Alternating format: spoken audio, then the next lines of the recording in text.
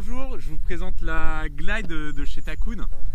Donc moi je naviguais avec celle-là à présent, c'est la V1 et là on a la V2 qui vient de sortir. Ici on est sur une 410, donc 60 litres, je perds 5 litres sur le volume par choix. Il y a des nouveaux volumes qui sont sortis, je vous affiche les tailles. Donc on a un nouveau pad, il est un peu plus épais que l'ancien, il est en plusieurs parties. Et surtout du coup on a un pont qui est maintenant creusé. Donc le pont creusé ça permet de rapprocher le rider du foil et de plus précis sur ses appuis, meilleur ressenti. Au niveau du shape on est sur un triple concave. Donc ici on a les channels. Et par rapport à la V1, en fait les channels ils vont commencer plus en avant du boîtier. Donc on est sur un plat à l'arrière, ce qui permet encore une meilleure glisse.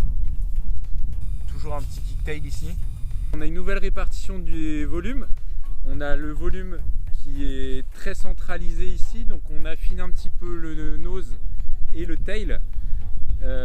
Et du coup on va gagner du rocker aussi, donc on a plus de rocker sur le tail et sur le nose, ce qui fait qu'on a une meilleure flottabilité dans l'eau et on est plus maniable en l'air. Ça permet en cas de touchette de mieux rebondir et de relancer la planche pour qu'elle colle jamais à l'eau. On a un nouveau coloris, on a un rouge un petit peu plus électrique que sur l'ancienne et puis il y a un grand choix de coloris avec des couleurs assez custom. Dans les options vous pourrez regarder. Donc au niveau du pain de mousse à l'intérieur on est sur un pain hydrophobe haute densité, donc ça fait que la planche elle est très rigide. Au niveau de la technologie on est sur une board en full carbone faite en infusion. Donc c'est une planche qui est faite pour durer, facile à réparer si vous arrive des problèmes. L'avantage de la Glide c'est d'avoir un shape très allongé, ce qui permet d'avoir une très bonne glisse, et maintenant avec les foils high aspect on est obligé d'avoir de la longueur pour pouvoir décoller, d'avoir de la vitesse, donc ça permet de sortir les petites ailes avant tout le monde.